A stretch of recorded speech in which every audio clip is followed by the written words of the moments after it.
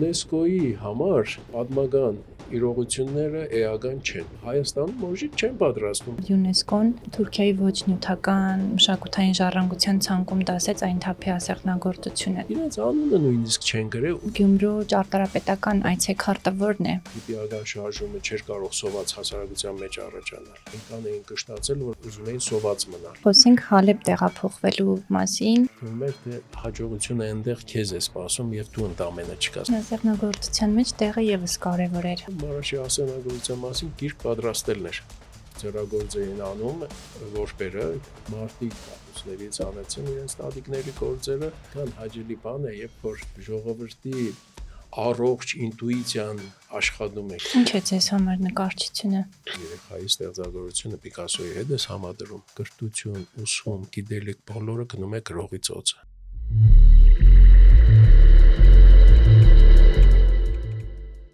Ամեն անգամ ձեր նամակներն ու մեկնաբանությունները կարդալիս համոզվում եմ, որ ճիշտ ուղու վրա ենք, եւ այդ ուղին անցնում ենք ձեզ հետ միասին։ Մեզ կարող եք շարունակել աջակցել երկու տարբերակով՝ անվճար, պարզապես բաժանորդագրվելով YouTube-յան մեր հարթակին, սեղմելով զանգակի կոճակը եւ հավանելով այն բոլոր տեսանյութերը, որոնք դիտել եւ իրապես հավանել եք։ Եվ կարող եք աջակցել վճարովի տարբերակով, բաժանորդագրվելով Re-Armenia հարթակի մեր նախագծին, մեկ անգամյա կամ ամսական բաժանորդագրությամբ, ցանկացած գումարի չափով։ Իսկ մենք ամեն ամսվա վերջին մեր բոլոր աջակիցների համար նկարահանում եւ ուղարկում ենք հատուկ կադրից դուրս հատվածներ։ Վստահեցնում եմ, դրանք ոչ պակաս օգտակար եւ հետաքրքիր են։ Դուք կարող եք լինել այդ աջակիցների ցանկում։ YouTube-յան հարթակից բացի մեզ կարող եք լսել Apple Podcast-ում եւ Spotify-ում ու հետևել նաեւ մեր սոցհարթակներին,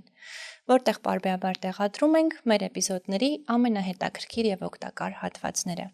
Նշածս բոլոր հարթակների հղումները կարող եք գտնել այս էպիզոդի նկարագրություն բաժնում։ Շնորհակալություն մեզ հետ լինելու համար։ Այսօր իմ հյուրը նկարիչ եւ ազգագրագետ Հրազդան Թոքմաջյանն է։ Բարև ձեզ։ Բարև ձեզ։ Ինչպե՞ս եք։ Շնորհակալ եմ, լավ։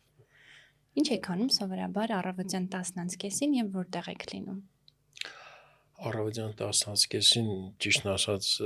ես բարդավոր եմ լինել աշխատանքի վայրում, թանգարանում։ Երբեմն հաջողվում է, երբեմն չի հաջողում, բայց չի հաջողում վատ իմաստով ուշանում ենք, ավելի շուտ չի ստացվում այնտեղ լինել։ Այդպես, այսինքն այդ ժամերին տրանսպորտի մեջ եմ լինում։ Շատ լավ։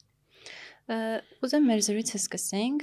ձեր արմատներից, Գյումրուց գանք։ Այո։ Դուք մեծացել եք, ծնվել եք, մեծացել եք Գյումրիում, այնուհետև տեղափոխվել Հալեբ։ Ինձ հետաքրքիր է այս երկու քաղաքները ինչպես են ձեզ ձևավորել։ Այո։ Իսկապես ես ծնվել եմ Գյումրիում եւ պետք է նաեւ նշեմ, որ իմ նախնիներն են գյումրեցի։ Մի քիչ էլ եթե հետ գնանք, կպարզվի, որ իմ նախնիները Կարինից են եւ մեր ընտանեկան արհեստը, որով մենք հայտնի ենք եղել եւ մեր ազգանունն էլ դա է նշանակում, ծուլագործներ են եւ իրանք որպես ծուլագործ են եկել Կարինից։ 1830 թվականի այդ մեծ գաղթը, որ տեղի ունեցել, ուրեմն Արևելյան Հայաստան ռուսական կողմ անցնողների մեջ եղել են նաեւ իմ պապիկի պապիկ Աղաջանը։ Մենք այդպես հայտնվել ենք ուրեմն Արևելյան Հայաստանում եւ ես հիմնավորվել ենք Գյումրիում եւ այդ արհեստը ուրեմն Գյումրին էլ գիտեք արհեստագործական կենտրոն է եղել, հնարավորություն է տվել դեղ ապրել, բարգավաճել, համբավ ձեռք բերել մինչեւ խորհրդային կարգերի հաստատումը, որից հետո ինչպես գիտեք, պես մասնավոր ձեռներեցությունը եւ արհեստները արգելվեցին, մեր ժողովուրդը այդ շրջանում անցավ ուրիշ հասարակական հարաբերությունների,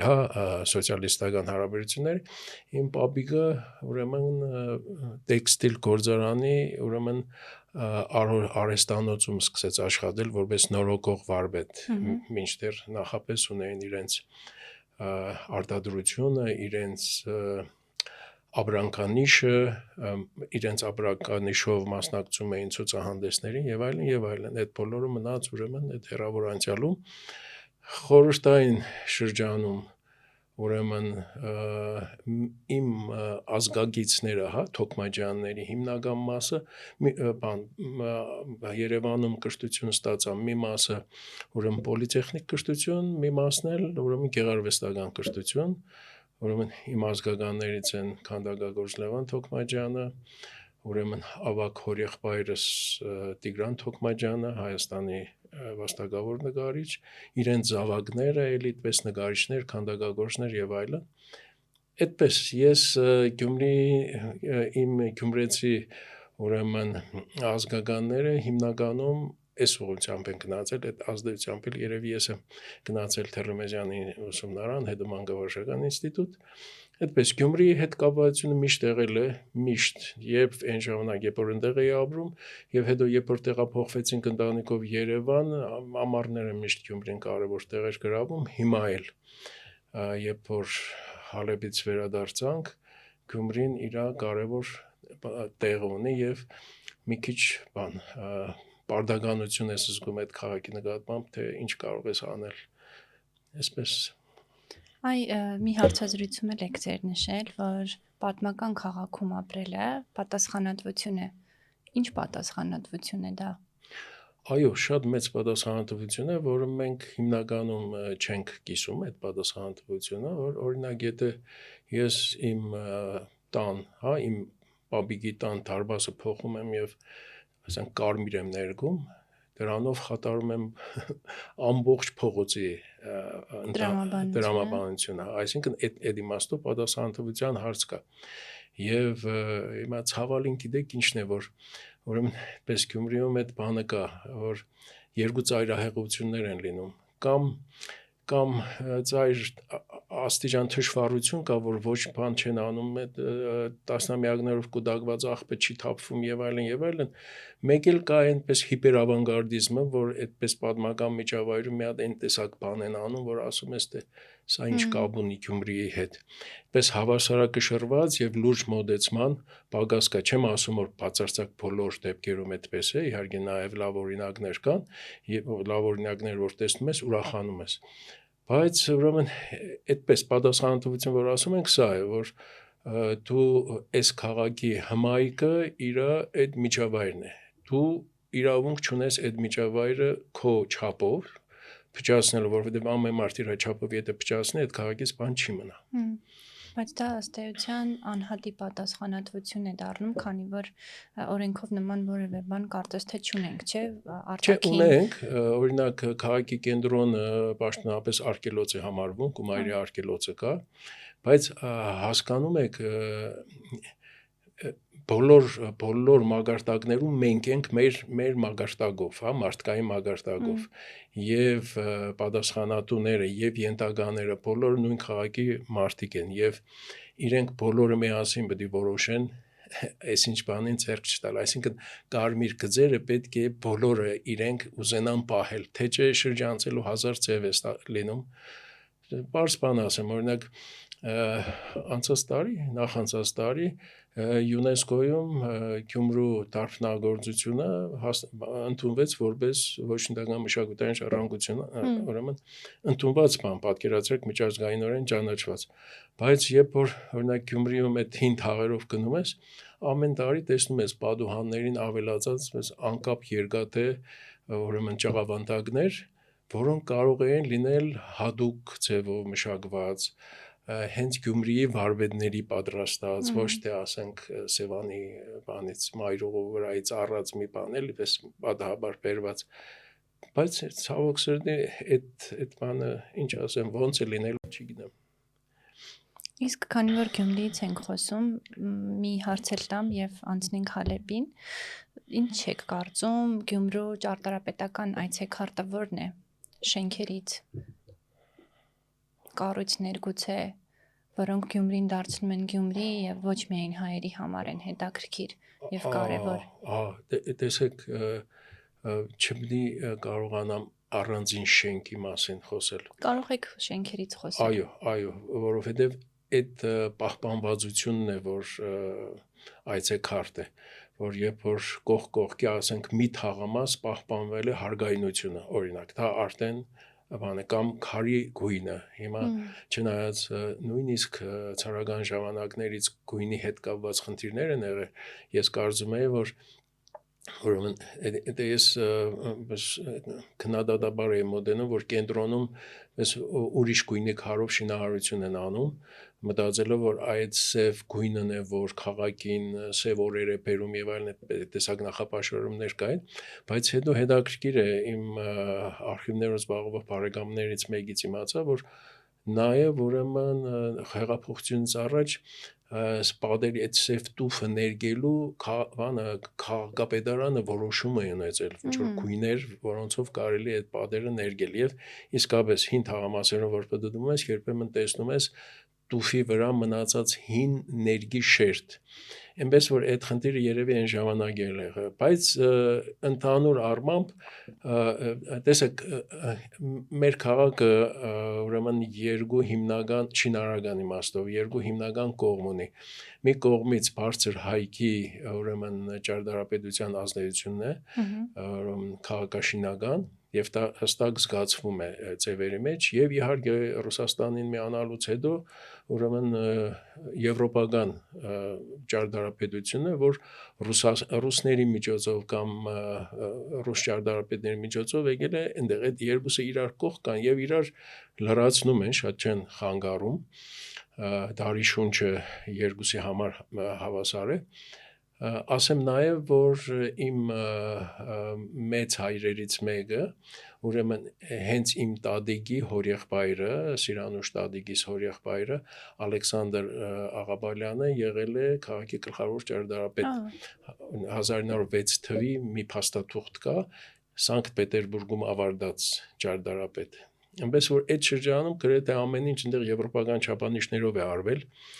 հիմա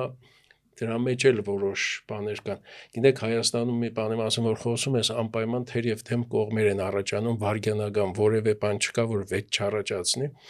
հիմա մի կողմից այդ եվրոպական մագարտակը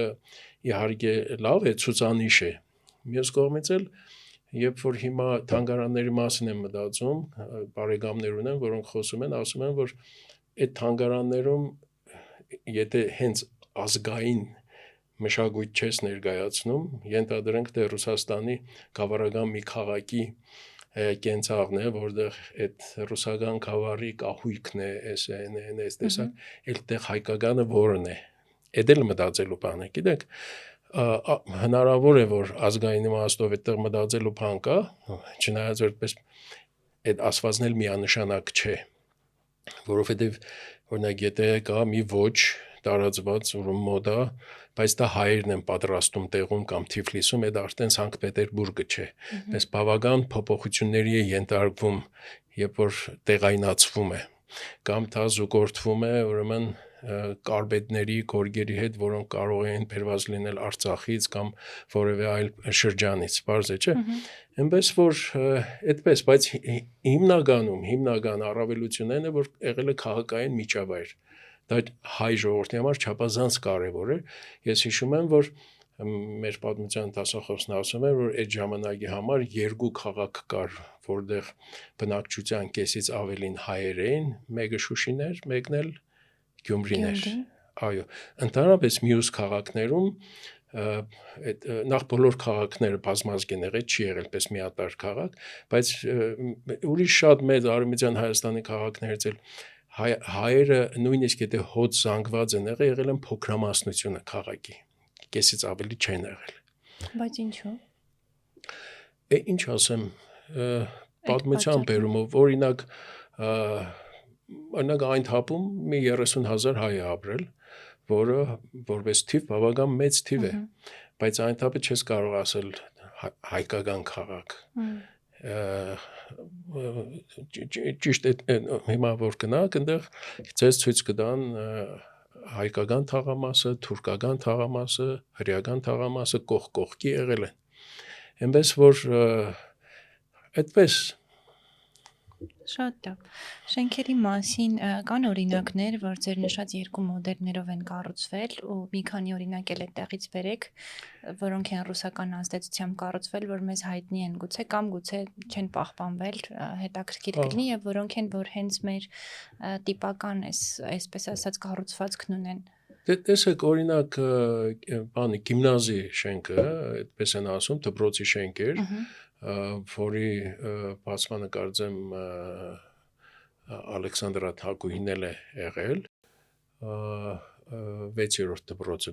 դպրոցը, ինքը տիպիկ ռուսական ճարտարապետության շենք է, առ այսօր ինքը օգտագործվում է, միջայլոց այդ երկրաշարժից ժամանակ այդ հին քաղաքի նույնիսկ մեծ շենքերը գրեթե չվնասվեցին, այո, այնպես որ շատ լավ էին, այո, կամ հիմա այդ առաջվա մանկավարժական ինստիտուտի շենքը, որ մեջի մի Թումոն է, այդ էլ հրաշալի մի շենք, Պիոներ Պալադի շենքը, նախկին Պիոներ Պալադի շենքը, որ հիմա որ կան գիտեմ չի օգտագործում, այդ ըստ որոշ տվյալների այդ մեծ հոր գծած շենքն է, Ալեքսանի գծած շենքն է։ Գիտեք, պրոֆեսիոնալ մարդը որ նա միջապես կզգա եվրոպական բան մշակվածության աստիճանը, այդ քիվերը բաները ինչպես են արված հրաշալի եւ առանձնահատկություններից մեկն էլ է, որ օրինակ ասենք նման այդ տիպի շենքերը, եթե Ռուսաստանում կառուցվում են աղյուսից, հետո սվաղվում են, նույնիսկ Լենինգրադում, հա, մեր մոտ դրանք սրպատաշ քարով է արված։ Տեսեք, այդ էլ մշակույթների բան է, այդպես զուգորդում է, երբ որ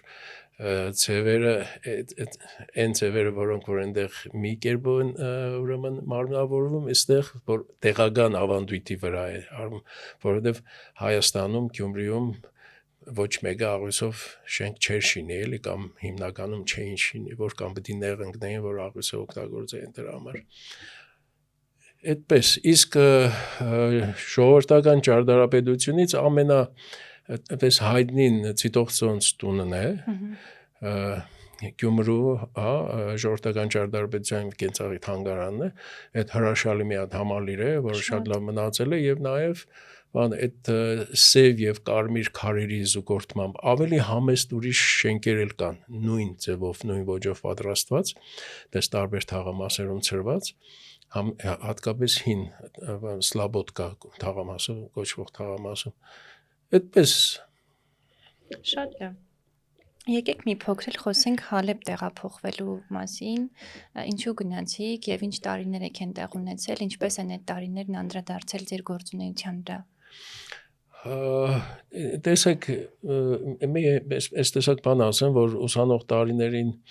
պես ընկերներ ունեի, որոնք խորհրդային միության վերջի շրջաններ, մարդիկ երազում էին արևմուտքի համար, գիտեք, ամեն մարդ մտածում էր, որ ինչպես սովետից դուրս գնա միտեղ մի եվրոպական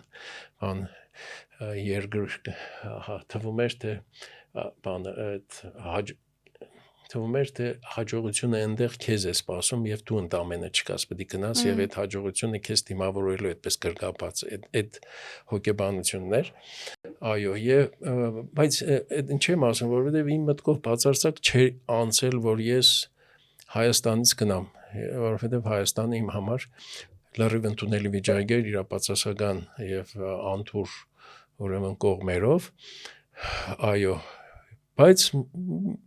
92 թվականի աշնանն էր, այդ ցուրտ ամենազզվելի ժամանակներն էին նոյեմբերի ամուսնացած երեխաներս 1-2 տարեկան, եւ Շահեն Խաչատրյանը զանգեց, ասաց, որ Հալեբից ուզում են, որ ուսուցիչ ուղարկենք իրենց Սարյան ակադեմիային, ինչ կասես կգնաս։ Ես հարմարեցի,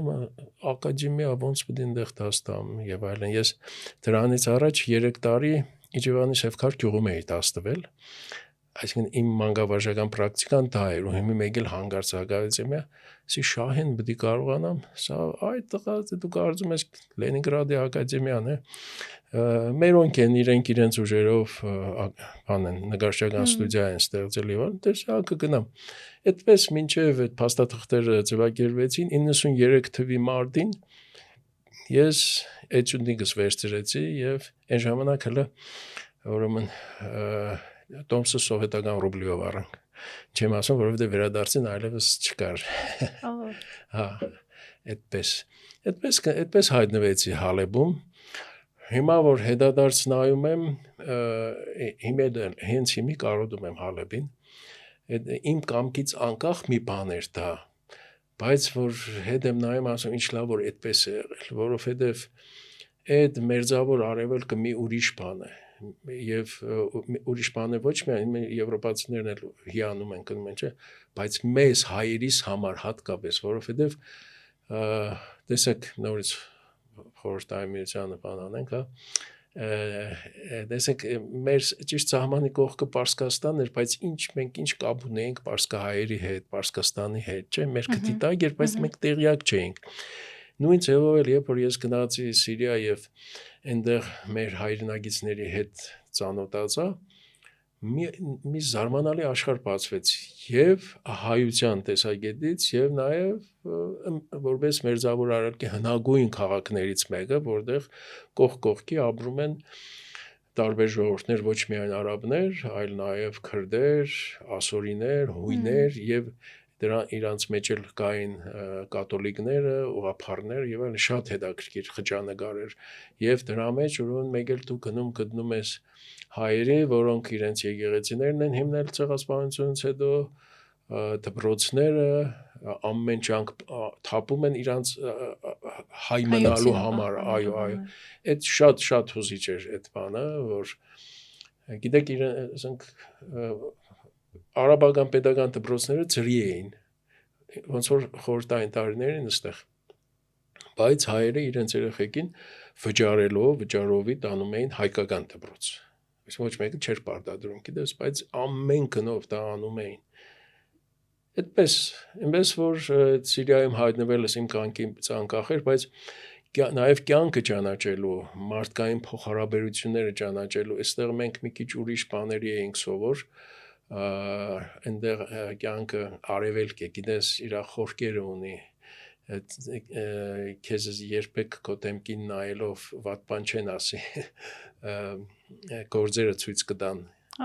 այո, մի ուրիշ հետաքրքիր կյանքը իրենց այնքան շատ բաներ է սովորացրել, որ վատ չէ լինի, մենք էլ իմանայինք, օրինակ իրանք հեշտությամբ չեն բարեկամանում, բանը պահում են քաղաքավարությունը, որքան էլ ջղայնանան իրար չեն հայոյի, չեն ծեծի, լավ բաներ կան, գիտեք, բայց նաև որբիսի քեզ իրենցից մեկը համարեն, դրա համար երկար ժամանակ է պետք։ Իրական հետաքրքիր մոտեցում է, մի կողմից թվում է օգտակար է, ժամանակը ամեն դեպքում կարևոր է ճանաչելու համար, բայց մյուս կողմից էլ մեր մտածողությանը մի քիչ խորթ է, մենք այսպես շատ արագ ենք, չէ, բարեկամանում։ Մենք մի օրվա մեջ ախպեր անում ենք, հետո էլ մի շաբաթ հետո իրար հետ այնպես են կռվում, որ այո, հետաքրքիր է։ Կուզեմ գանք ձեր հատորյակներին, դուք բավականին լայնածավալ աշխատություններ ունեք Մարաշի եւ այն թափի ասեղնագործության շուրջ, կնշեք հիմնական ընդհանրություններն ու տարբերությունները եւ հենց իրենց առանձին, այսպես առանձնահատկությունները, որոնք ձեր ուսումնասիրության ընթացքում գտել եք եւ կարծում եք կարեւոր է դրանց մասին հայ ժողովուրդը եւ հայերս իմանանք։ Ուրեմն շատ լավ, շատ սիրով, նախ պետք է նկատի ունենալ, որ այդ ես միշտ ասում եմ, որովհետև ես լուրջ ազգագրագետ ընկերներ ունեմ, բարեկամներ ունեմ, ես այս հարցերի մոտենալիս պես մեծ հավակնություններ չեմ ունեցել եւ մտածել եմ, որ իմ գործս նկարչությունն է եւ հոգուս խրկում հիմա էլ եմ այդպես մտածում, բայց չզբաղվել այն ինչ որ ես տեսա այնտեղ այն մշակութային ժառանգությունը, որը կար եւ դա տեսնելով, եթե ես ասի որ գիտես նկարիչ եմ ինձ ինչ, այդ անարտար կլիներ։ Այո, ուրեմն մեր հայրենագիցները, որոնք հիմնականում Կիլիկիայի եւ հարակից շրջաններից գաղթած հայեր էին, որոնք հաստատվել էին Սիրիայում, հատկապես Հալեբում եւ շրջակայքում, ուրեմն հիմնականում ամենամեծ թիվը այն թափցիներն էին, որովհետև ի պատիվ իրենց իրանք ինքնապաշտպանություն էին կազմակերպել եւ կարողացել էին անվնաս 22 թվականին դուրս գալ ուրեմն Թուրքիայից նոր ձևավորվող թուրքական հանրապետությունից մարաշցիներ էին, որոնք ցավոք սրտի շատ դառը ճակատագիր էին ունեցել, ուրեմն աքսորվել էին, հետո նաև մի հատ քեմալականներն էին կոտորել իրենց, այո, մարաշցիներն էին եւ ուրֆացիներ շատ կային, քիլիսցիներ, այդպես, բայց ինչ եմ ուզում ասել, որ օրինակ Արևմտյան Հայաստանի շրջաններից շատ մարդ չկար, օրինակ երզրումցիներ քիչ էին, վանեցիներ եւ այլն, հադուկենտ կարող է լինեին էլի, բայց այս մյուսները յուրաքանչյուրը իր հայրենակցական միություններ ստեղծել, էլ չեմ ասում, որ իրենց նախընտրած եկեղեցիները ունեին, դպրոցները եւ այլն եւ այլն։ Այդ քանակը այդ հնարավորությունը տվել էր։ Հետո մի որոշ շրջան էլ ուրեմն Հայաստան գալուց առաջ մի 10 տարի էլ մարաշցի բարեկամներս, որոնց հետ մինչև մի շատ մոտ եմ, ինձ առաջարկեցին, որ իրենց մշակութային հանձնախմբի ատենապետը լինեմ։ Այդ էլ մի քիչ զավեշտական է, որ ես մարաշցի չեմ։ Բայց ուրեմն իրանք քանի որ ինձ հարազատի պես էին ընդունում, երբ որ ուրեմն այդ առաջարկը եղավ, եւ մենք ծրագիր որոշեցինք աշխատանքային ծրագիր կազմել, ուրեմն դրանցից մեկը Մարաշի ասեղնագործության մասին գիրք պատրաստելն էր։ Հիմա այդ էլ ասեմ, որ այնպես չի, որ Հայաստանում հետաքրքրված չեն եղել։ Մեր երախտավորներից ուրեմն Սերիկ Դավթյանը, որը ունի ուսումնասիրություններ հայկական ասեղնագործության մասին ընդհանրապես եւ օրինակ Մարաշի ասեղնագործության մասին հրատարակություն ունի, այդ առաջի քայլերը երբ որ փորձում ես մի բան անել, նայում ես թե քեզանից առաջ ով ինչ է արել, միշտ օգտակար է լինում, գիտես։ Բայց այդպես Սերիկ Դավթյանը Մարաշի ասեղնագործություն գրքույկը պատրաստելիս 3 հայրենադարձված մարաշցի ընտանիքների հետ է հարցազրույցներ արել, ինտերվյուներ վերցրել, այդ դաշտային աշխատանք ասվածը։ Իսկ Հալեբում ոչ թե 3000 մարաշցի կար։ Այնպես որ կարող էր ամբողջական պատկերը չարտացոլել։ Այո, ժամանակներն էին այդպեսին խորհրդային տարիներին, ասենք 46 թվին մի քանի ընտանիք մարաշցիներ, որով ստեղ են եղել եւ իրենց մոտ ունեցել են որոշ գործեր եւ նաեւ տեղեկություններ, ինքը իրանց հետ է աշխատել։ Իսկ այնտեղ ծով էր այդ նյութը, որով դու պետք է զբաղվես։ Ծով էր եւ իրենց խանդավառությունն էլ չափազանց կարեւոր էր, որ իրանք ուրախանում էին, որ իրենց ժառանգությամբ հետաքրքրվող զբաղվող կա։ Գիտեք, իրանք գիտեն, որ այդ ասեղնագործությունը, Մարաշի ասեղնագործությունը բան է, ոնց որ իրենց բրենդը լինի, իրենց նկարագիրը արտահայտող մի բան է մարաշցու։ Եվ երբեմն էլ տեղին անտեղի որևէ բանի վրա ասում են, որ ստեղ մի հատ ինչ կսես հոս բան Մարաշի ասեղնագործության նախշմը չտնենք, լավ է թե վատ է դիզայնի իմաստով heç կապ չունի, բայց տնենք, որպեսզի իմանամ մենք ենք։ Այդ բանը կոտրելու համար մենք ասենք, եկեք մի հատ շնորհքով ալբոմ անենք։ Եվ այդ ալբոմը եղավ, եւ մարդիկ իրենց ուրեմն դարակներից, պահարաններից, պահոցներից հանեցին իրենց տատիկների գործերը, երկու տեսակ, հյուսված կարը, որ հիմնականում դրան է ասում Մարաշ, եւ մյուսը հարտակարի տեսակ է, մի քիչ կոպիտ, դրան նաեւ զեյթունի կար են ասում։ Այդ էլ հետաքրքիր է, որովհետեւ Մարաշն ու զեյթունը իրար շատ մոտ են։ Եվ ուրեմն այս տեսակ բան էլ կա, ավանդույթ կա, որ զեյթունցիները տղա շատ են ունենում, մարաշցիները աղջիկ, եւ ընդհանրապես Մարաշից են զեյթուն հարց տանում եւ ոչ հակառակը, էլի։ Այնպես որ հիմա մենք Մարաշ ենք ասում, բայց ընդհանուր ռեգիոնին, այդ շրջանին, գոնե այդ երկու քաղաքներին բնորոշ ասեղնագործության մասին է խոսքը։ Այդպես հավաքվեց հրաշալի նյութ եւ աշխատողների հետ խոսակցությունները շատ կարեւոր է, որև ազգագրագետ ձեզ կասի, որ երբ որ նյութը ընտանիքից ես վերցնում, դա գանձ է, որովհետեւ այդ ծերագործի պատմությունը կա, ծերագործը ինչպես է իրենց ասենք տատիկի անունը կա, տատիկը որտեղ է ծնվել, երբ է ծնվել, ինչ առիթով է ծերագործը արել, մեկ էլ հանկարծ մի տեղից տատիկի լուսանգարն է դուրս գալիս, այս բոլորը ուրեմն ամբողջացնում է այն ինչ որ դու փնտրում ես։ Այդպես մարաշը ուրեմն մենք պատրաստեցինք իմիջայլոց այդ ժամանակ նաև Երևանում մեզ շատ լավ ընդունեցին ազգագրության ինստիտուտում երբ որ իմացան մենք այս տեսակ նախաձեռնություն ունենք իրենք էլ քաջալերեցին իրենց գիտխորհրդով անցավ այդ մեր պատրաստած գիրքը հետո էլ Երևան քաղաքի թանգարանում պատմության թանգարանում Երևանի մի ամբողջ օտանավ մարաշցիներ եկան այո, ոնց որ փառատոն լիներ, գիտես, ցուցադրության առիթով, այո, եւ հրաշալի ցուցահանդես կազմակերպեցինք։ Այդպես դա բաններ էլի նախապատերազմյան վերջին 10 թվականներ, 11-ին այդ Սիրիայի խառնագությունները որ սկսվեցին,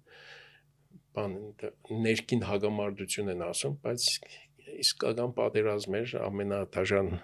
բաներով, դրսևորումներով։ Այդպես իսկ այդ գրքի հրատարակությունը խանդավառեց նաև մյուս հայրենակցական միություններին նախ մեր պերիոթեմի այն օրերի առաջնորդը Շահան Սրբազանը ասորազդան ինչի Ուրֆա չենք անում Ուրֆայի որովհետև հրաշալի ասեղնագործությունն Ուրֆացիները եւ մենք որոշեցինք Ուրֆայի երկու հադորով հրադարագել, որից մի հադորը առայսօր հրադարագված է մի հադորը շատ հետաքրքիր նյութ է, ուրեմն Երևանի ազգային պատկերասրահում պահվող մի կոլեկցիա է, գերմանացի միսիոներ Բրունո Էկարտի հավաքածուն է, որը մեզ է հասցրել Էկարտի տիկինը Սատենիկ Բեզիկյանը Կինը հայ է եղել։ Հա, այդ էլ շատ հետաքրքիր պատմություն է, ուրեմն տեսեք նախքան առաջի համաշխարհային պատերազմը,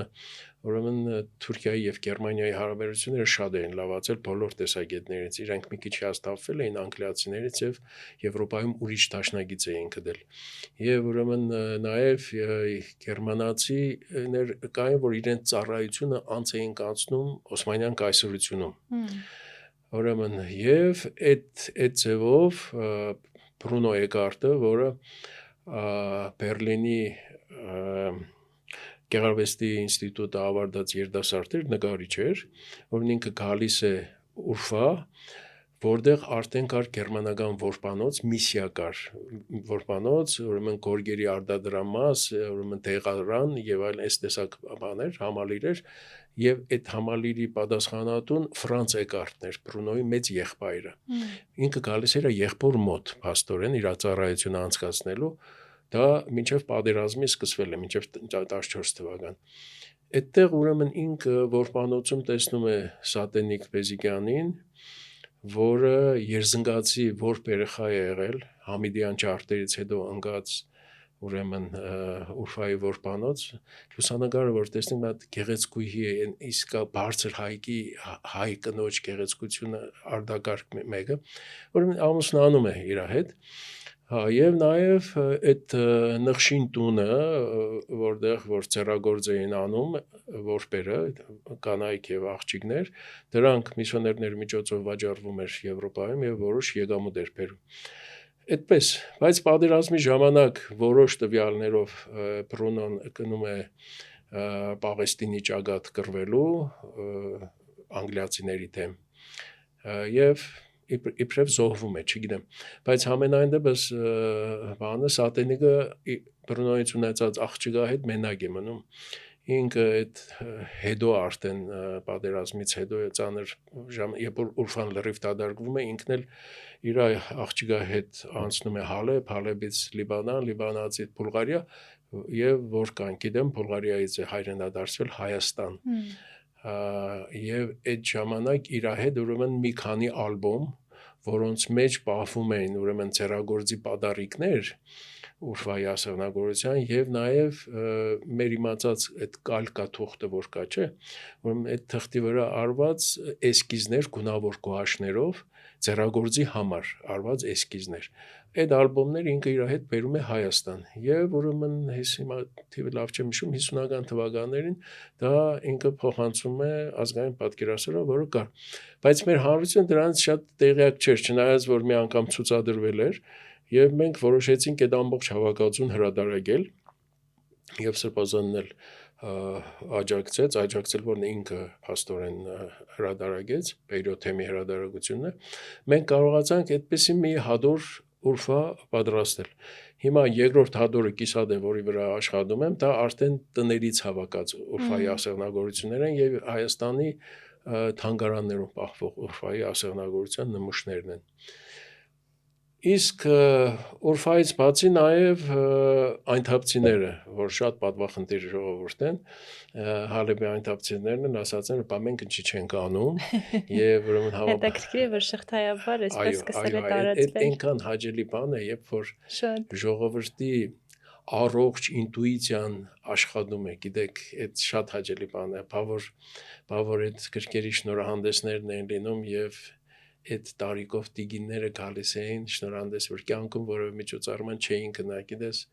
կամ չգիտեմ, Այվազովսկու ցուցահանդեսնել որ անես, տանից դուրս չի ելնի, բայց ասենք իր մամայի գործը մեկ էլ հանգարց գրքի մեջ է հայտնվել, այո, ես մի քանի անգամ ասել եմ, դա հիմնական շարժիչ ուժերից մեկն է եղել իմ համար, որ կա անիրավված հանիրավի չգնահատված մի հայ մասսա, որին պետք է տեր կանգնել, որին պետք է արժանին հատուցել։ Այդ մանավանդեցին այդ տարիքով սերունդը ինչ հայերեն էին խոսում, դու պետք է տեսնեիր, թե ոնց ինչ շնորհքով էին այդ սուրճի գավաթը բերում տնում դիմացը, որ ոչ մի բան էլ չունենային է պատերազմի ժամանակ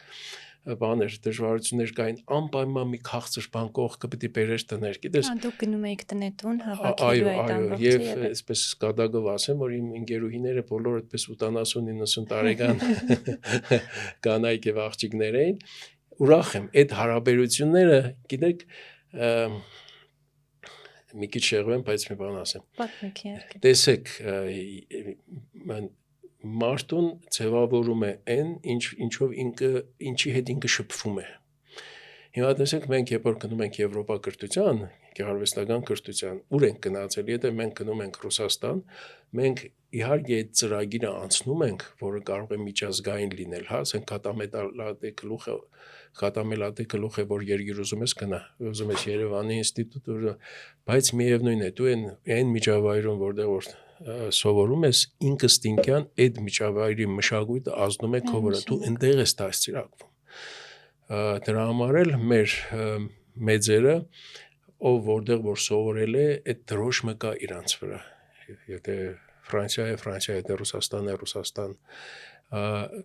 Իսկ շատ հետաքրքիր փորձառություն է, երբ որ քո գեղարվեստական մտածողության վրա ազդում է մի երևույթ, որը հայկական է։ Կամ մի հատ ուրիշ բան էլ ասեմ, ավելի պատկերավոր լինելու համար, օրինակ իտալացիները երկար ժամանակ ուսումնասիրում էին հայկական ճարտարապետությունը։ Ես վստահ եմ, որ հայկական ճարտարապետությունը որոշակիորեն իրենց դաստիարակել է։ Միանշանակ այդ մասին նաև գրառումներ ունի Կոստանզարյանը իր նավատոմարներում կարծեմ, թե ինչպես է հայկական ճարտարապետությունը ազդել իտալական ճարտարապետության վրա, բայց բավարար չափով ուսումնասիրված չէ։ Այո, մենք մասնագիտական մոտեցումով, երբ որ շենքերի մոտենում են, շատ անգամ կարևորություն չեն տալիս այդ երևույթին, բայց որևէ բան, երբ որ ստեղծում է ժողովուրդը, այդպես ասենք, ասենք հայ ճարտարապետը, որը ստեղծում է, դրա մեջ դրսևորվում է հայկական ընկալումները, հայկական պատկերացումը գեղեցիկի մասին, քրիստոնեական գաղափարների մասին եւ այլն, դա մարմնավորվում է եւ երբ որ դու այդ մարմնավորված օրինակների մեջ ես դաստիարակվում, դա մի բան է, դա մի ուրիշ բան է, եթե ասենք Հռոմում Սուրբ Պետրոսի եւ այդ մյուս ուրիշ հրաշալի բաների մեջ ես դաստիարակվում։ Հիմա մոտարապես այդպես ասեմ, որ այդ հայկական ասեղնագործության այդ ավանդական մի քանի ծևերի հետ շփվելը իմ համար մեծագույն հավանություններ, որովհետև այնտեղ կային գեղեցիկի մասին ուրիշ պատկերացումներ։ Այ ինչ պատկերացումներ էին, օրինակներով կբերեք։ Տեսեք, Ուրֆան Մարաշ եւ Այնթապ իրարից շատ տարբեր են։ Բայց հիմա մի քիչ Մարաշի մասին խոսեմ, որովհետև Մարաշը մի քիչ ավելի գավառական է եւ այդ պատճառով ավելի արխայիկ է, հնաոճ է։ Եվ դրսի ազդեցությունը ավելի քիչ է։ Եվ այն ինչ որ իրենք արել են, դա ասենք Պոլսում չէր վաճառվի, էլի, որովհետև կոպիտ է, բայց շշմելու գեղեցիկ է։ Եվ նաև այդ միաժամանակ նաև այն սիմվոլիկան նախ այն հորինվածքը, հա, կոմպոզիցիան, որը կա ասեղնագործության մեջ, դա 100%-ով հնագույն ծագում ունի, դա հասկանում ես, որ հազարամյա կոմպոզիցիաներ են դրանք, որ մարճագալի ծածկոցներ, փոքր մանկական ներքնակներ կային, որոնք հետո թախտերի վրա օգտագործել են որպես բարձ, մոտավորապես մետր 20 երկարությամբ մի 30-40 սանտիմետր լայնությամբ այդ չափով, հա, այդպիսի ուրեմն ասեղնագործություններ, որոնց վրա այդ բոլոր այն սիմվոլները, որոնք որ կան մեր նշանավոր գորգերի վրա, վիշապներ, կենաց ծառեր, սերմ հատիկներ, վարսանդապտղային ուրեմն մոտիվներ, այդ բոլորը կան։ Եվ այդ էլ շատ հետաքրքիր էր, որ այդ դրա համար եմ ասում, որ գավառական, ինչքան գավառական է, այնքան դրանք քիչ էին տեղափոխվել, բաներ մնացել, էլի, չխառնված, անխառն, իրանց ձեռագործի մեջ այն հատվածներում, որտեղ որ իրենք դրված էին, իրենց նախնական իմաստով դրված էին, օրինակ, վիշապները պաշտպանում էին իսկապես, վիշապը չէր եկել ճիշտ մեջտեղը, ինքը ուրեմն սահմաններն էր պաշտպանում, կենաց ծառն էր պաշտպանում։ Այսինքն ասեղնագործության մեջ տեղը եւս կարևոր էր, հա, պատկերը որ հատվածում է։ Անպայման։ Ուրեմն, օրինակ, ասեղնագործության բանը, Զարտակոդին, հա, եզերքի, դա այն հատվածն է, որը պաշտպանում է կյանքի ոլորտը քաոսից, շրջապատից։ Եվ շատ ենք տեսնում այդպիսի ձեռագործներ, որոնք այդ շրջանակը կազմված է վիշապիկներով փոքրիկ, դրանք իրանց տարբերակներ ունեն, այդ վիշապիկները, մի քիչ մեծերը, մի քիչ փոքրը, փորիկներ ունեցող վիշապները, ավելի པարզերը, որ գրեթե Z տառն է հիշեցնում, հա, լատինական, իսկ ուրեմն այդ էլ շատ հետաքրքիր է, որ օրինակ հատվածներ կային, որտեղ փակ սերմի խորհրդանշաններ էին, որոնք այդ շրջանագից դուրս էին։ Այդ նույն սերմերը, երբ որ հայտնվում էին շրջանագից ներս, որտեղ արդեն 4 կենսական ուժերը կան, որոնց ազդեցությամբ սերմերը բացվում են եւ այլն, դրանք բացվում են,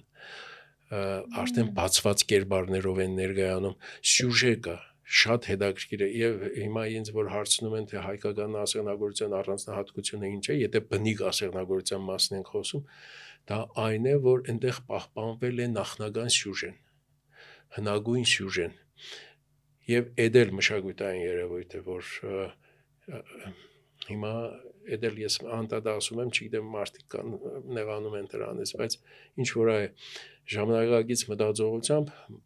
որևէ ստեղծագործական աշխատանքով զբաղվողի խնդիրը ինքնադրսևորումն է, չէ՞, ասում ինքը իր անհատականությունը պետք է ներկայացնի։ Միջնադարում այդ տեսակ բան չի եղել։ Ոչ էլ նոր մինչև 20-րդ դարի կեսեր չկա այդ տեսակ բան, որ ինքը իրեն դրսևորում, ինչ դրսևորել, իր այդ տեսակ խնդիր չի եղել։ Իրանք իրենց եսը ունեցել են, անկասկած ունեցել են, չի կարող մարդը եսը չունենա, բայց ինքը իր եսը պնդելու համար, ցուցադրելու համար չի կարող, ասենք, կարմիր նախշը, այն ինչ որ մորից սորվել է, որ այս նախշը պետք է կարմիր լինի, դնի դեղին անի։ Արզ է, չէ՞։ Հետաքրքիր է, հա։ Իհարկե հետաքրքիր է։ Եվ այդ անաղարտությունը բերել հասցրել է մեր այդ հազարամյա մշակույթը։ Եվ իմիջիալոց ես էլ եմ ուզում անպայման ասել, որովհետև դա վերաբերվում է մեր ժողովրդական արվեստի տարբեր ոլորտներին, որ հիմա այն ինչի մասին, որ մենք խոսում ենք որպես ժողովրդական արվեստ, որ պետք է խնամքով վերաբերվել, ուսումնասիրել եւ այլն, որպես հայագիտություն պետք է դրանցով զբաղվել, դա հասկանալի է, բայց նաեւ դա համամարտկային մշակույթի համար է կարեւոր։ Եթե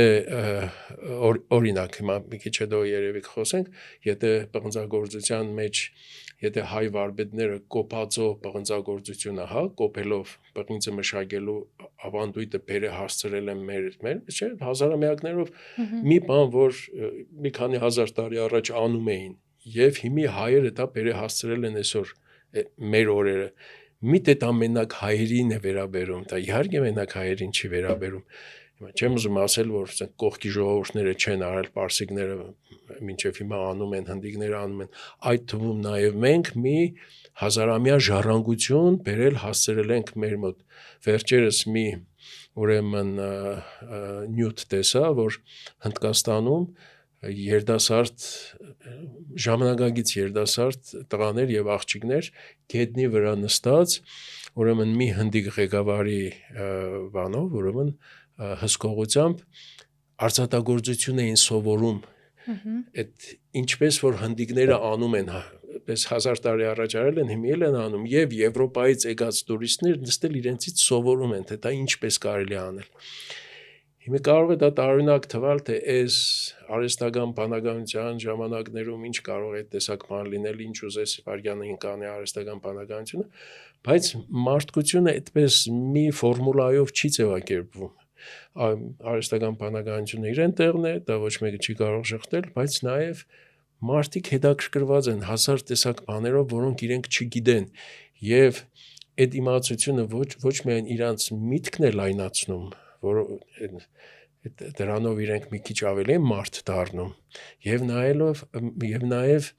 մեծ հաճույք է սեփական ձեռքերով ինչ որ բան անելը, նույնիսկ նույնիսկ իրականում նոր չի։ Այո, նույնիսկ դու կոմպյուտեր չես սարքում, բայց միևնույն է, օրինակ, եթե դու կարող ես քո ձեռքով մադանի սարքել եւ ընկերուհուդ նվիրել, այդ արդեն լավ բան է, չէ՞։ Շատ։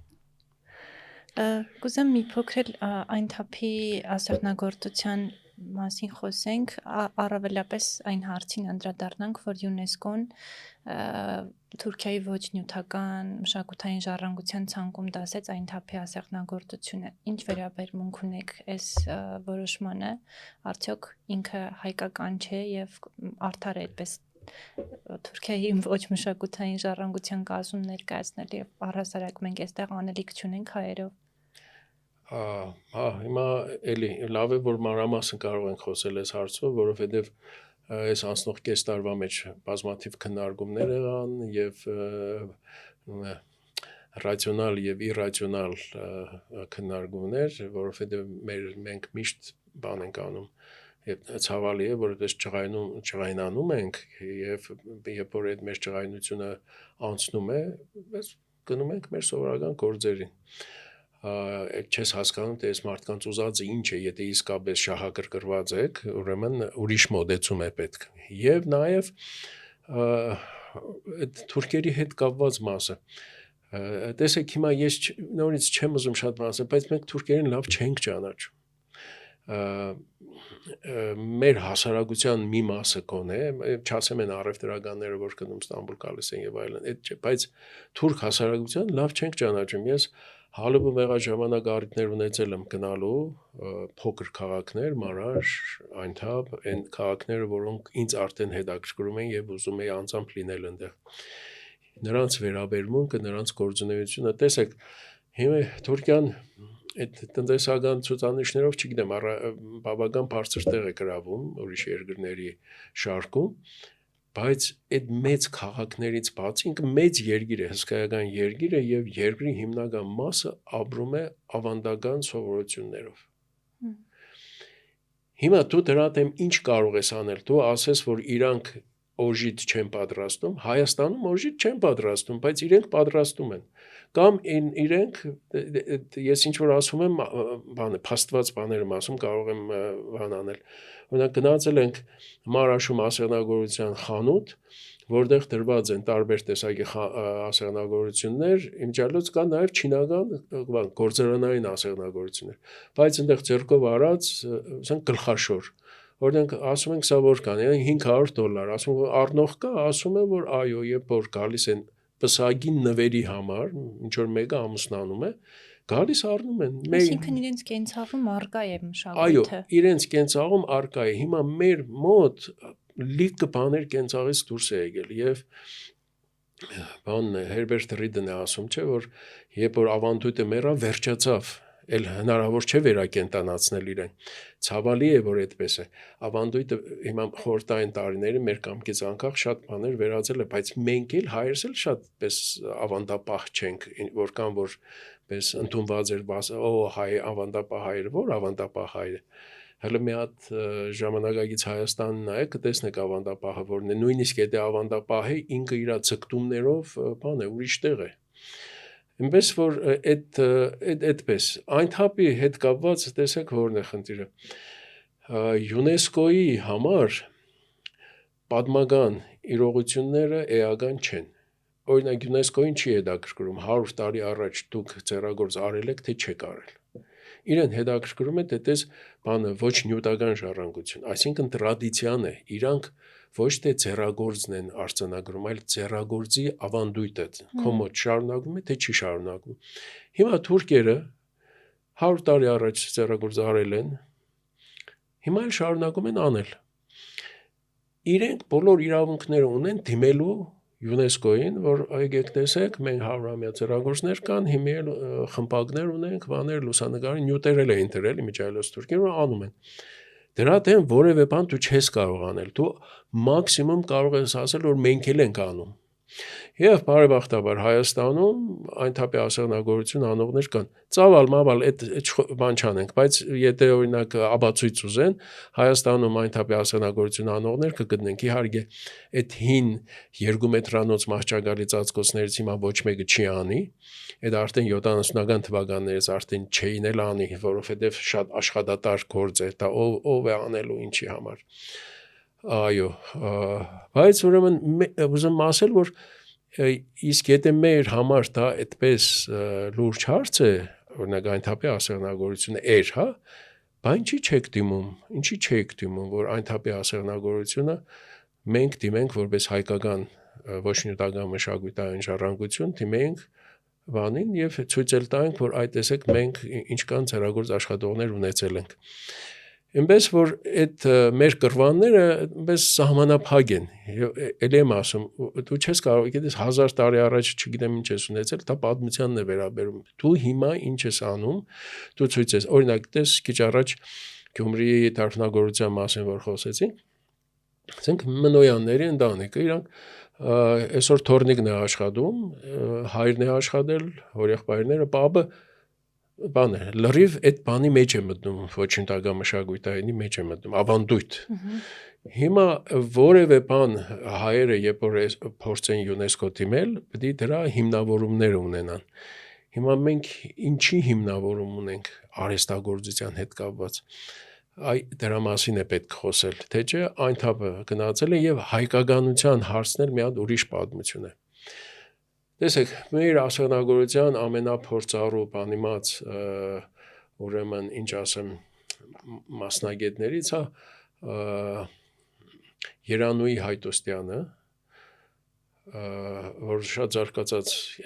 կին է եղել եւ մեր Սարդարբադի թանգարանին բազմաթիվ ձեռագործներ է նվիրել,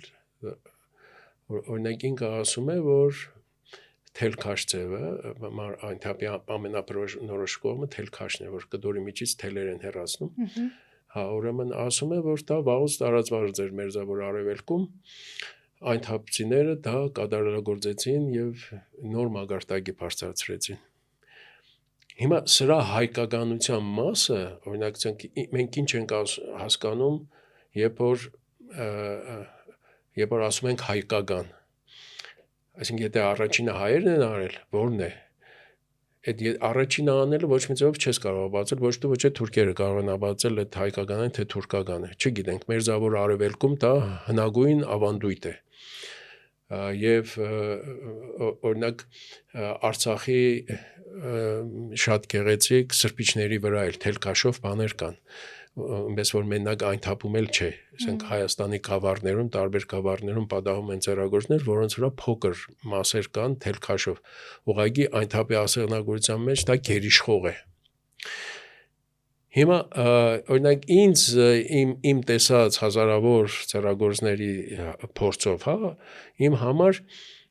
խնդիրը իմ համար բացարձակ նշանակություն չունի դա հայերն են հնարել թե ոչ։ Բա որ պարզվի որ խետերն են հնարել, ինչ ես անելու, հասկանալի է, չէ։ Կարևորը այն է, որ հայերը հսկայական ներդրում ունեն դրա մեջ եւ ունեն իրենց դիմագիծը։ Օրինակ իմ համար դա է կարևոր, որ եթե մի քանի ասենք հույները եւ հայերը, հա, թուրքերին թողնենք մեկում, իրար կողք թելքաշ են անում, մեկի արած թելքաշը մյուսից տարբերվում է եւ դա ինձ լրիվ բավարարում է, որովհետեւ դրա մեջ մեր ազգային նկարագիրը արդահայտվում է։ Դրանից ավել իմ ինչից է պետք է 5000 տարի առաջի թելքաշը ով է արել, հասկանալի է, չէ։ Այնպես որ մենք ունենք հրաշալի ծերագործներ, որոնցով կարող ենք ցույց տալ, որ սա հայերի արած այն թափն է։ Եվ ես որպես արվեստաբանի տեսակետից նայում, ես կարող եմ խոսել այն տարբերությունների մասին, որոնք կան թուրքերի արածի եւ մեր արածի մեջ։ Դա տարբեր, այդ տարբերությունները զգալի են, բայց եթե դրա ծագումը որն է կամ հիմա ապացուցենք, որ չգիտես թուրքերը չեն անում կամ թուրքերից առաջ մենք ենք արել, այդ լուրջ չէ, էլի։ Եկեք մի փոքր խոսենք նկարչությունից։ Ձեզ ի սկզբանե ներկայացրի նաև նկարիչ, մի լավ օրինակ բերեցիք, որ հնում մարդիկ ինքնարտահայտման համար չեն, հա, ստեղծագործել, ձեր դեպքում ինչպես է, նկարչության միջոցով դուք ինքնարտահայտվում եք, թե որևէ այլ ասելիք ունեք։ Դե ես այդ իմ մարդկանցից չեմ, իհարկե, մենք դաստիարակվել ենք ուրիշ միջավայրում։ Ես իհարկե չափազանց գնահատանքով եմ մոտենում այն մեր վարպետներին, որոնց անունները նույնիսկ չեն կրել, ինչ ուր մնաց, որ ինքնարտահայտվելու մասին մտածեն։ Հիշում եմ, որ ուսանող էինք, գնացել էինք Ռուսաստան եւ Պուշկինի թանգարանում մի հրաշալի խաչքար էր ցուցադրվում, եւ ես այնտեղ հանկարծ տեսա, որպես դա գրված է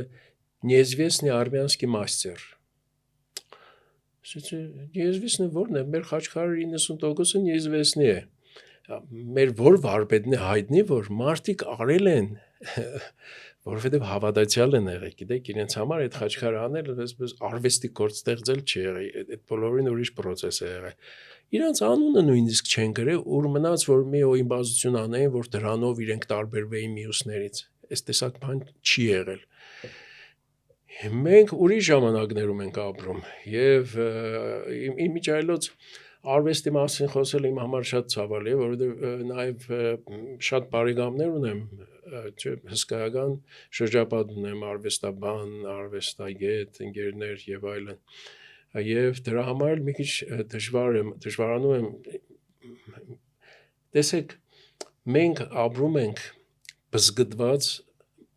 մարդկության ժամանակներում։ Մարդկությունը բզգտված է։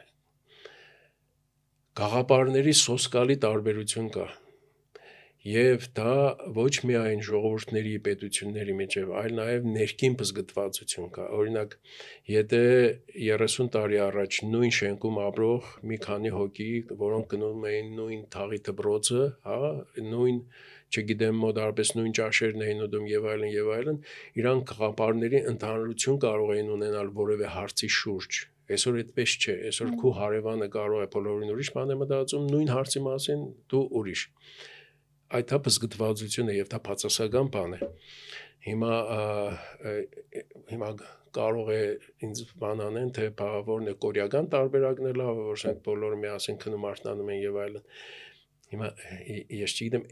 էնել չէ, բայց մարդ արարածի համար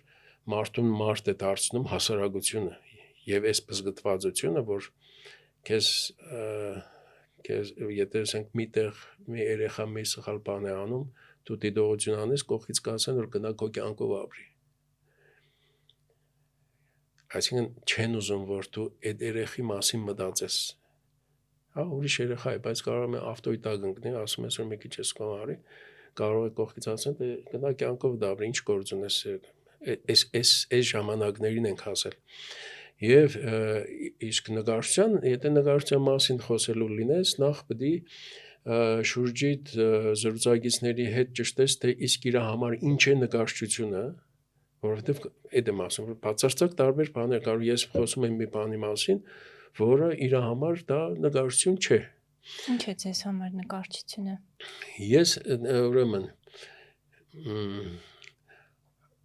ես օրինակ եթե ասենք ինձ պետք է դասակարգեմ, հա, այդպես ես այդ իմպրեսիոնիստներից հետո եկող նկարիչների կաղավարագիցն եմ, որոնք այլևս կրոնական խաղապարներով չէին զբաղված, որովհետև ընդհանրապես մեր եվրոպական մշակույթը երկու գրքի վրա է։ Մեկը հին հռոմեական լեգենդներն ու առասպելներն են, մյուսն էլ ավետարանն է։ Այդ երկուսը եթե հանես, բան չի մնա մինչև նոր շրջան, մինչև այդ պեյզաժներ, բաներ եւ այլն, այդ արդեն ուրիշ պատմություն է։ Երբ որ բանը 17-րդ դարից, երբ որ կրոնական մտածողությունը դուրս է գալիս, նկարչությունը գնալով դառնում է զվարճանքի միջոց։ Պալատները ձևավորելու, հիմա շատ անգամ սովետից ենք խոսում, շատ անգամ ձեռք են առնում, չէ, որ սովետի ժամանակ կիլոմետրերով սոցիալիստական նկարներ էին նկարում, որպեսզի Ղազախստանի, Ուզբեկստանի, Կրեմլի պատերը լցնեին համագումարի մասնակիցների նկարներով եւ այլն, չէ։ Առիթ է եղել եվրոպական թանգարաններում տեսնել բազմաթիվ վատ նկարչություն, դասական նկարչություն, որ նոր այդպես կիլոմետրերով նկարված հիմար նկարներ են 17-18-րդ դարի, որոնք պալատները լցնելու համար են եղել, այսինքն նույն ֆունկցիան են կատարել։ Եվ ինչ որ չափով այդ ավանգարդիստական շարժումները, որոնք որ եղան Եվրոպայում, դրանք ոնց որ դրա ըմբոստությունը լիներ։ Եվ դրան, այսինքն ես դրան կողմ եմ, այո, որ այդ ձևական նկարչությունը բան չէ, բայց ուրիշ հարցեր կան, ասենք մենք տեսեք հիմա մենք նստած այստեղ Երևանում մեծ իմաստով նկարչության մասին ենք խոսում, չէ, բայց մեծ իմաստով նկարչությունը որն է, ես չգիտեմ, այսինքն նույն բանով էլի, ինչ կանով նկարչությունը մեր մոտ նույն բանն է, ինչ որ ենթադրենք հիմա Եվրոպայում։ Արդյոք մենք խոսում ենք մի բանի մասին, որը չգիտենք իրենց հետ կապված, իրանք հաղթահարել են այն բոլոր բաները, որոնք մեր մոտ նստած են, իդեաները, գաղափարները, որ դրա համար էլ մի հատ բանանը կարող են $5 միլիոն ծախեն։ Հիմա դա նկարչություն է, թե նկարչություն չէ։ Բայց այդ էլ ես գիտեք չեմ ուզում վիճենք պլաստիկայի մասը, այդ բանանը, ասենք թե ինչպես էր բանով փակցնելիքով կպցված, գուցե ֆանտաստիկ ձևով էր կպցված, որ արժեր $5 միլիոն եւ այլն բանել, դրա մասին չեմ խոսել։ Ես շատ կարևոր է հասկանալ, թե դա ինչ կապ ունի հասարակության հետ, որովհետև երբ որ հայաստանցի մի երիտասարդ, որը ինստիտուտում սովորում է եւ կատամարլատ է նկարում, իրան այդ դեպքը խանգարելու է եւ իր ինքը մտածելու է, որ ինքն էլ եթե մի բանանի փոխարեն 5 բանան կպցնի պատին, բան չի, հայ օլիգարխները չեն գալիս այդ բանանը առնելու։ Պարզ է, չէ։ Որովհետև դա ուրիշ հասարակություն է, այնտեղ կա եւ բանանը պատին կպցնողը եւ դրան փող տվողը։ Պատճառաբանությունները կարող են տարբեր լինել, կարող է այդ $5 միլիոն տվողը մեկն է ունի, որը $500 միլիարդ ունի, եւ դա այդպես պաղպաղակառնելու պես մի բան է $5 միլիոն, որ հետո ինքը պատմության մեջ մնա, որ ես այն տղեն եմ, որ ասենք $5 միլիոն մի հատ բանան եմ առել, օրինակի համար։ Բայց այս տեսակ պատմությունը ինչ կապ ունի հայ իրականության հետ, մեր իրականության, ավանդական իմաստով չասեմ, ինչ կապ ունի այսօրվա Երևանի հետ։ Եվ դա ճգնաժամ է ստեղծում այս տեսակ բաները։ Եվ Այդ իմաստով էլ մի հատ ուրիշ բան էլ ասեմ, որ ընկերներս կարող է դուրս չկա, մենք ապրում ենք իմիտացիոն հասարակության մեջ։ Համաձայն եմ։ Այն ինչ որ մենք մեր շուրջը տեսնում ենք, դա իմիտացիա է։ Եվ շատ հաճախ ոչ թե ապրում ենք, այլ նաև իմիտացնում ենք։ Այո, մեջն ենք, մի մասն ենք դառնում այդ իմիտացիայի։ Հիմա տեսեք, օրինակ էլի անուն մեջ բերեմ, որ չասեն էլի բանը էլ։ Ուրեմն Հերբերտ Ռիդը ասում է, որ արդի արվեստը փորձարարական արվեստ է։ Եվ Ռիդը այն մարդն է, որ այդ բաներին բոլորին անձամբ ճանաչել է, Պիկասոին, մյուսին։ Այսինքն իր ասածը դիպուկ 10-ին է խփել, փորձարարական արվեստ։ Հիմա անկախ իրանց նպատակներից, նախ այդ փորձարարությունը առաջացել է այդ հասարակության մեջ։ Օրինակ ինչպես որ հիպիական շարժումը չէր կարող սոված հասարակության մեջ առաջանալ։ Այնքան էին կշտացել, որ մարդիկ զզվել էին կշտությունից եւ ասենք ուզում էին սոված մնալ։ Չէ, ասենք թե երիտասարդները հրաժարվում էին իրենց հորտված ժառանգությունից, բան եւ այլն։ Այս տեսակ պատմություն է, բայց դա հագազդեցությունն է մի բանի, որը արդեն կա։ Հիմա ասենք խեղճուսոված մարդիկ, ասենք ինչի բիություն անեն, ճիշտ է։ Հիմա մեր պարագան տեսեք ինչպես է։ Օրինակ ես եթե Փարիզյան դպրոցին վերաբերվում եմ, որ իսկապես փորձարարություն, որը Սուրբ Գիրքը չէ, որ պետք է անպայման ես դա ընդունեմ։ 5 նկարիչ մի բան եմ մտածում, մյուս 5-ն էլ մի ուրիշ բան եմ մտածում։ Բան է, ազատ մոտեցում է եւ իրանց փորձարկումները իհարկե իրանք գաղափարական բարեկամները եւ հայրերը ունեին, որովհետեւ այդ նույն գաղափարներով բանաստեղծներ կային, կոմպոզիտորներ կային եւ այլն, բայց դա այդ քաղաքի բաներ, պահանջներ, ներքին պահանջներ, որը ասենք բուրժուական որոշ բաների դեմ էին դուրս գալիս։ Եվ այդ պատճառով նկարչության մեջ գնում էին փորձարարության։ Հիմա դու եթե քո հասարակության մեջ նստել փորձարարություն ես խաղում, դա ծիծաղելի է, որովհետև քո հասարակության մեջ չկա այդ տեսակ պահանջ։ Քո հասարակության մեջ նույնիսկ այդ խորհրդային տարիների սկիզբը, որ կար չէ, ցիլինդրով մարդ էին տեսնում, ասենք հավիտով խփում էին, չէ, որ մնաց որ բան, այստեղ արվեստի փորձարարություն լիներ։ Այն բանը այդ նշանավոր դեպքեր են Խաչատուր Աբովյանի քանդակագործը բանով ցիլինդրով անցել է տեղացիների համար դա բան է եղել։ Հիմա ուզում եմ ասել, որ իսկ դու երբ որ այստեղ նաև հետո երբ որ խորհրդային միությունը սկսեց քանդվել, այդ նույն բանը այդ ժամանակ այստեղ այդ նույն բանը եղավ այստեղ, երբ որ դու ասենք հիպերռեալիզմ ես խաղում այս երկրի մեջ, որովհետև դու արձագանքում ես ընդեղից եկող խոսակցությանը։ Այդ լավ է, որ դու արդ ունես, աչքդ բաց է, ականջդ բաց է, բայց մշակույթ այդպես չի ծնվում, դա դառնում ես մասնաճյուղ։ Դու դառնում ես, ասենք թե միտեղ հիպերռեալիստական շարժում կա, որոնք դու դրա մեջ ես մտնում։ Բայց օրինակի համար 60-ական թվականների հայկական կերպարվեստը որոշ ինքնատիպություն ուներ, այսինքն ներքին ուժերով ծնված բան ուներ, այն էլ լրիվ ասենք կոնսերվացված չէր, բայց եւ դրա ցուցանիշերն էր, որ երբ որ համամիութենական ցուցահանդես էր լինում Մոսկվայում, հայ նկարիչները շահեգանորեն տարբերվում էին։ Հիմա դա լավ է, թե լավ չէ։ Տեղայնացված մշակույթ էին ցույց տալիս, ոչ թե արձագանքում էին այդ տրենդերին։ Այո, հիմա այս ինձ թվում է, որ հիմնական խնդիրն է, որ արդիականություն ասվածը բանն է, ասենք թե արևմուտքին հետևելն է։ Հիմա այն ժամանակ էլ Մոսկվային էր հետևում, ինչ տարբերություն։ Եթե հետևել է, էլի, եթե մենք հետևող ժողովուրդ ենք, անպայման վաղն էլ Չինաստանը մի քիչ էլ որ ուժեղանա կսկսենք Չինաստանի պես չինացիների պես կսկսենք երգել, կլինենք արդիական։ Այդ ցավալի բան է։ Օրինակ ինձ թվում է, որ ժամանակակից հայկական նկարչությունը պետք է լինի այսպիսին։ Ինքը պետք է չկրկնի նախորդներին, ինչքան ուզում է հեղինակավոր լինեն հայ վարպետները,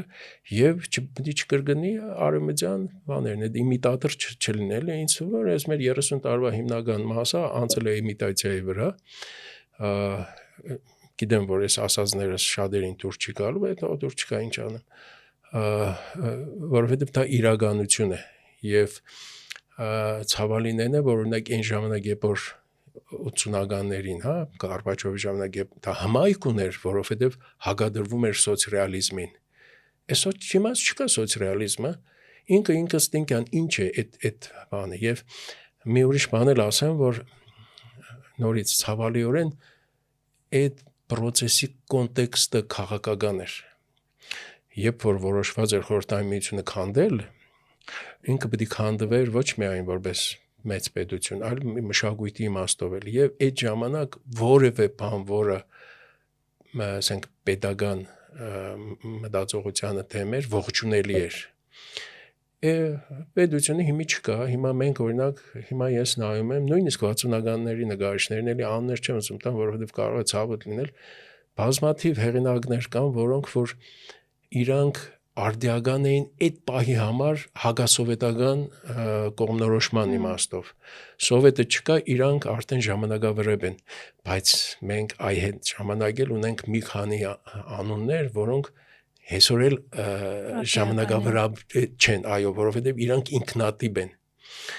Այդ ինքնատիպությունը, բայց հենց հիմա կարող եմ ելնել ասել, ով ասաց, որ ինքնատիպությունը չափանիշ է։ Ով ասաց, որ գեղեցկությունը չափանիշ է, այսինքն ամեն ինչ վիճելի է։ Դրա համար եմ ասում բզգտված եւ օրինակ տեսեք, երբ որ կրոնական իդեաները դուրս մղվեցին, նվազագույնը ասենք հումանիստական գաղափարների հագեցական մարդկանց միավորող, օրինակ բոլորը գիտեն, որ պատերազմը վատ բան է եւ երբ որ Պիկասոն Գերնիկան էր նկարում, դա հագապատերազմական բան, պլաստիկան նորից կապ չունի, թե ինքը ինչ ֆորմաներով էր անում, բայց այն հազարավոր կամ միլիոնավոր մարդիկ, որոնք որ դա տեսնում են, հասկանում են, որ դա պատերազմի դեմ մի բան է, չէ՞, կամ ասենք մայրության իդեա, գաղափարը մայրության, որը ասենք թվում է թե մարդկության հիմնական մասի համար պիտի ընդունելի լինի, չէ՞։ Հիմա ամեն ինչ խառնված է իրար, ով ասաց, որ մայր կարող է երկու ամուսին են մայր կամ երկու կին են մայր, կարող է մենք մի հատ լավ նկարիչ ունենք Աշոտ Մելքոնյան 60-ականների հրաշալի նկարիչ, ինքը ընտանիք անունով մի նկար ունի, չափազանց գեղեցիկ ժամանակաշրջանը բնորոշող նորակառույց շենքի մեջ նստած է հայրը, մայրը, երեխան եւ պատուհանից երևում է նորակառույց թաղամասերը։ Լուսամուտիկոկին էլ մի հատ ծաղկամանկ ա դրված։ Հիմա բան լուրջ բան է, գիտես հիմա դա եթե մի որոշակի երկրում ցուցադրես, կարող է ասեմ, որ այդտեղ գենդերային խտրականություն կա։ Այսինքն ժամանակները այդքան փոխվել են։ Դրա համար էլ ես մտածում եմ, որ նկարչությունը խոսելու միջոց է, հնարավորություն է եւ խոսելիս դու քո գլխացավից չպիտի խոսես, քո կապրիզները չպիտի բանանես կամ այսօր հարբած ես խոսում, վաղնել հիստերիայի մեջ ես հիստերիա։ Չէ, մարդ երբ որ մյուս մարդու հետ խոսում է, դա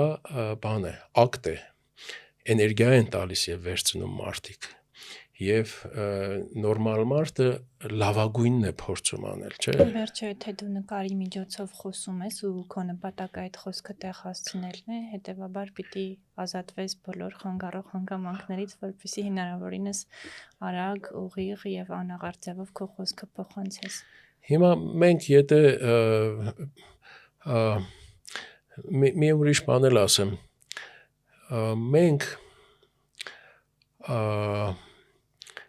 տեսեք, ես նաև դաս եմ տալիս։ Հիմա սովորելը չեն ուզում սովորեն, որովհետև կարելի ապրել նաև առանց սովորելու։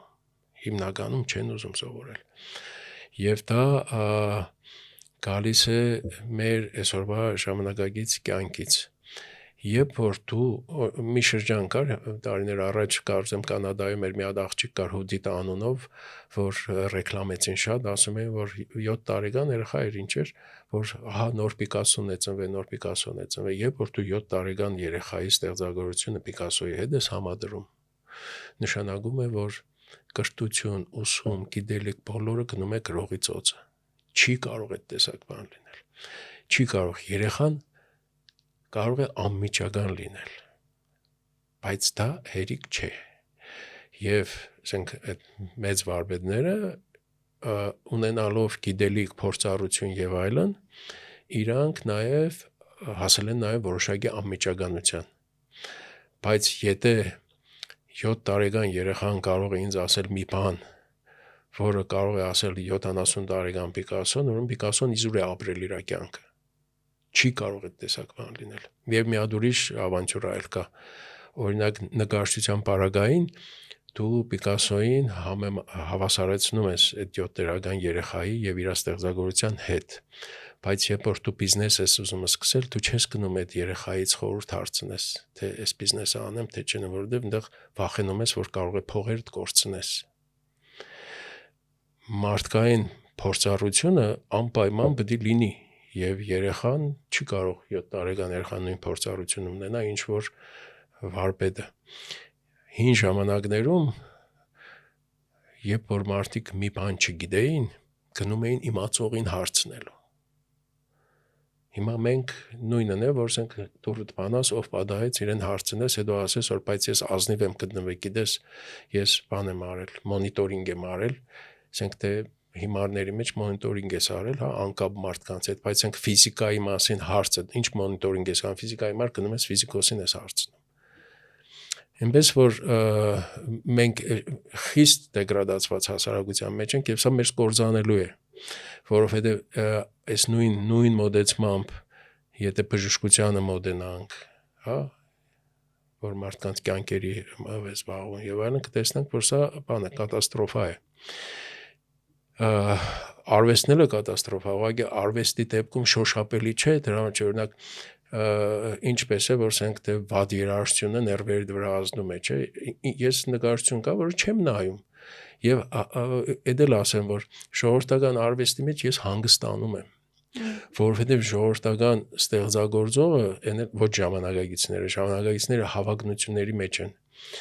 Հին ստեղծագործությունը, որի մեջ հավակնություն չկա, շշմելու է, սրբանկարի պես է, ինքը քեզ հանգստացնում է։ Իսկ այսօրվա բանը մի բան անում է, ուզում է, որ վաղը դրա մասին հոդված գրեն, գրող էլ չկա ինչ այլոց։ Հետաքրքիր է։ Կուզեմ մեր զրույցը ամփոփենք նաև թանգարաններին անդրադառնալով, քանի որ աշխատում եք այնտեղ։ Ինչ այցելու ունի թանգարանն այսօր եւ ինչ է կատարվում թանգարանի ներսում։ Այո, ես արդեն որոշ շրջան է, որ ժողովրդական արվեստի թանգարանում եմ, Վանիկ Շարամբյանի, Հովհաննես Շարամբյանի անվան, էդել բան, այդ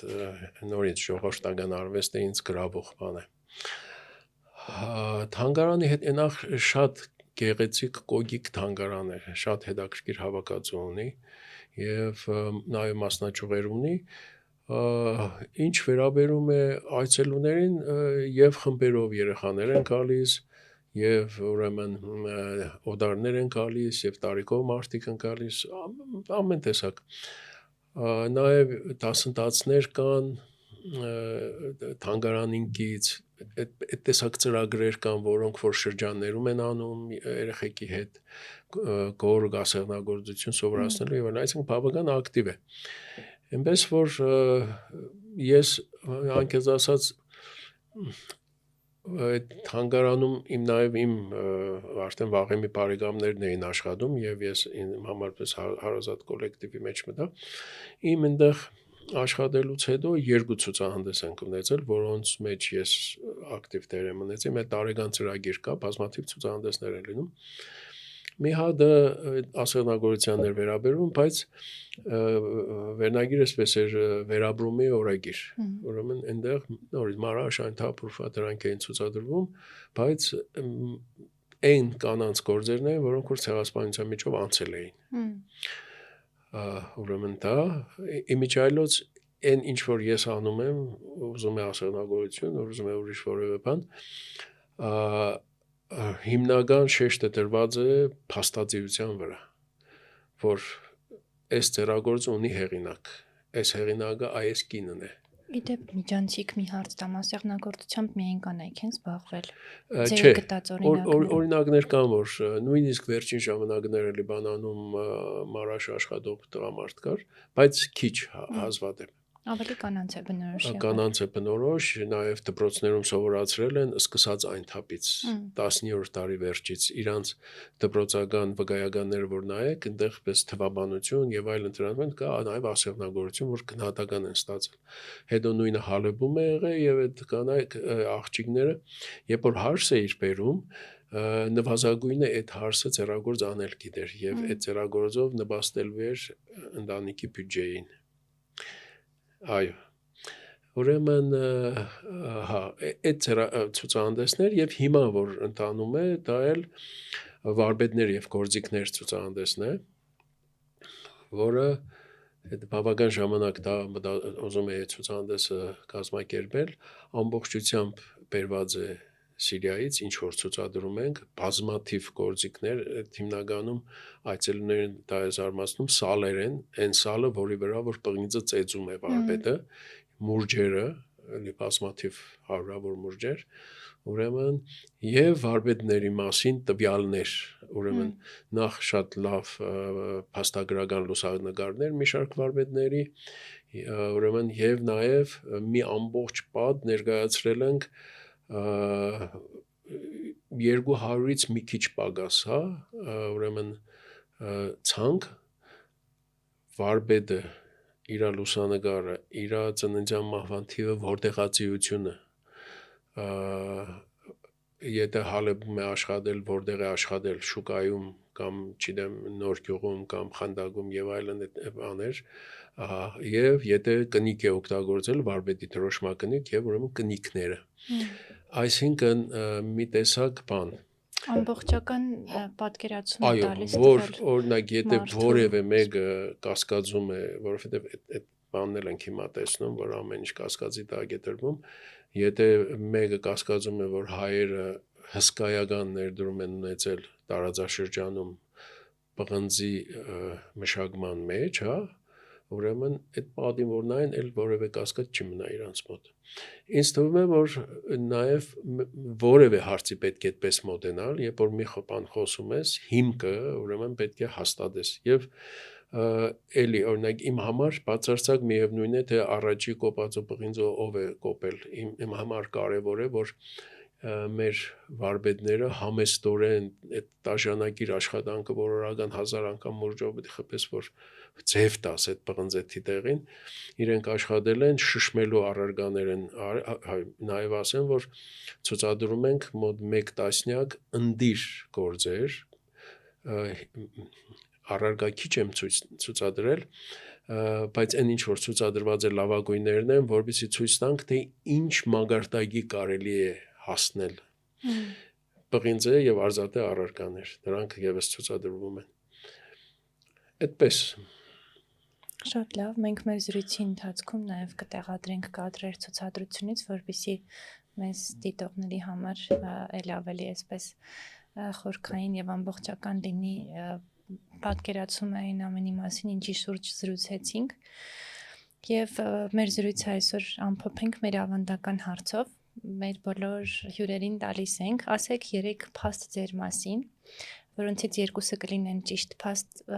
եւ մեկը սուտ, եւ մեզ դիտող լսողները այս ամբողջ ընթացքում ձեզ փորձելով ճանաչել, փորձեն մեկնաբանություններում գրել, թե որը ձեր մասին չէր հավանաբար։